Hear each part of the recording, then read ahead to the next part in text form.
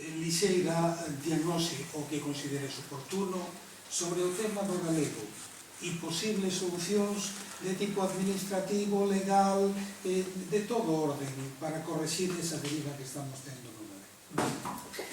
Ben, vamos a ver, para que a lingua propia de Galicia recupere a súa situación, o status político, xurídico e social que lle corresponde como lingua propia de Galicia, é dicir, para que a xente fale con liberdade a lingua que queira, fixadevos o que estou dicindo, a lingua que queira teñese que dar dúas circunstancias na nosa sociedade. En primeiro lugar, que haxa un coñecemento axeitado das dúas linguas que son oficiais, e en segundo lugar, que non exista prexuizos cara a ninguna delas. E isto é máis importante que o primeiro, fixadevos ben, na opinión política de Marea e na opinión personal miña que coinciden 100%, non? Digo isto porque, a vista dos datos do Instituto Galego de Estatística, hai unha parte crecente da poboación, sobre todo a poboación moza, que non é capaz de dominar algunha das 4 destrezas lingüísticas, que sabedes que son, pois eso, ser capaz de ler, escribir, escoitar, falar. Ben, non existe, por unha parte crecente da poboación moza, a competencia en algunha desas destrezas lingüísticas. Por outra banda, na poboación máis avanzada, tampouco existen todas, sobre todo na competencia lectora, na lectoescrita, non existe esa competencia. Por lo tanto, segundo os propios Institutos de Estadística, existe un 20% de poboación, sobre todo a poboación moza, que xa non sería capaz de expresarse correctamente en galego, por lo tanto, que non pode expresarse nunha lingua, non pode escoller falar esa lingua. Nos entendemos que, claro, a nivel lingüístico, se queremos fornecer os parámetros para que se dá a liberdade lingüística, por lo tanto, a liberdade de escoller o galego como lingua de uso ordinario, en primer lugar, ten que darse unha situación de coñecemento de alfabetización completa. Fixadevos que, estou falando en termos moi académicos, pero que ten unha repercusión política evidente. O sistema educativo non está valendo para alfabetizar en galego, entran máis galegofalantes que salen do sistema educativo, o sistema educativo galego neste momento desgaleguiza, cantas rapaces e cantos rapaces, cantos niños e niñas entran no sistema educativo e volven falando castellano para casa. Non se está cumplindo nin a Lei de Normalización Lingüística neste sentido, nin a Carta Europea de Linguas Regionais e Minoritarias, a legislación está se cumplindo completamente, de forma absolutamente escandalosa. Por tanto, nin o sistema educativo está valendo para iso, nin tampouco o sistema de subvencións que a Xunta de Galicia utiliza para repartir partidariamente os medios de comunicación. 1,5 millón de euros se reparte os medios de comunicación anualmente, en teoría, para fomentar a normalización lingüística, fomentar o uso dos medios de comunicación. Agora facede un exercicio mental. Pensade cantos medios de comunicación escrita teñen a súa portada en galego. Cantos medios de comunicación escrita cuxa cabeceira debe o nome propio do país teñen titulares en galego de forma ordinaria, que son paradóxicamente os que teñen un nivel máis alto de subvención precisamente por fomentar o uso do galego. O uso do galego na escrita non se fomenta porque haxe un suplemento que fale de vacas, a ver se falamos claro, nin tampouco porque haxe un suplemento que fale de poesía.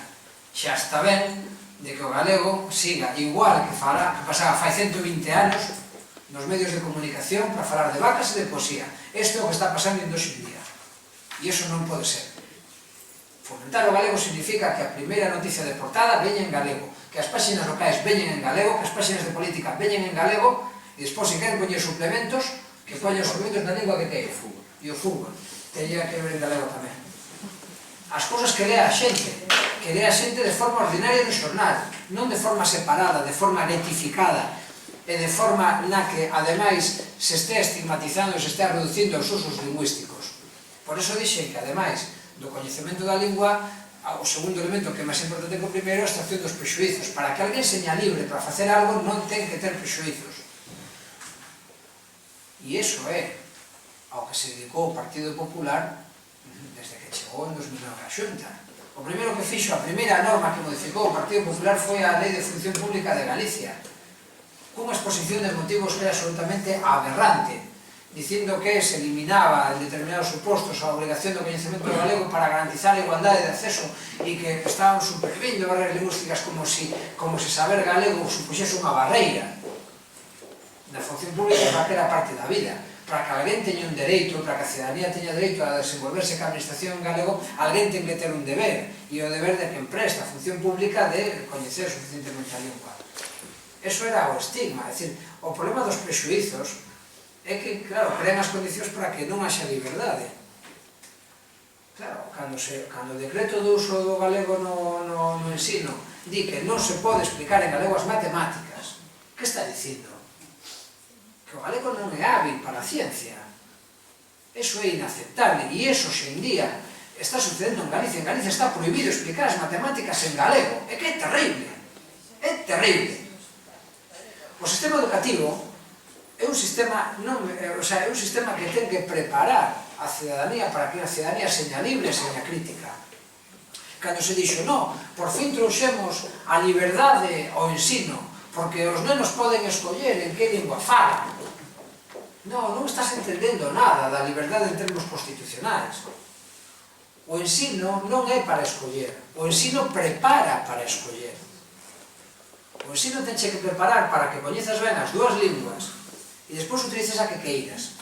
O ensino tenche que aprender que ninguna desas linguas é inhábil para a ciencia, ninguna delas é inhábil para a saúde, ninguna delas é inhábil para comunicarte na vida ordinaria. E despois tú escollo o que queiras, pero tens que seguir sin prexuizos. O que estamos facendo desde o punto de vista institucional é inculcar prexuizos a nosa xente moza para que non fale o galego.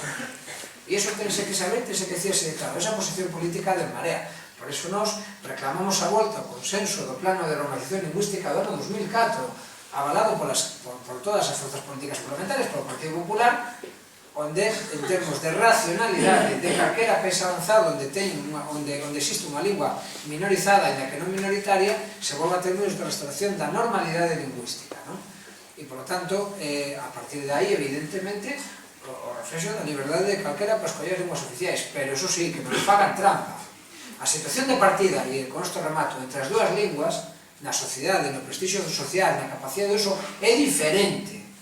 O punto de partida do galego con relación ao castelán no momento de implantación da oficialidade lingüística non era idéntico, era diferente. Era inferior ao galego do castelán. Por lo tanto, a aplicación de políticas supostamente igualitarias nas dúas linguas nunca permitirá alcanzar a unha outra mesma posición social e a mesma posición de prestixio. Por eso é necesario que a lingua que está en situación de inferioridade de condicións teña a oportunidade de igualarse ca outra, non para obter un privilexio, sino para obter a igualdade real.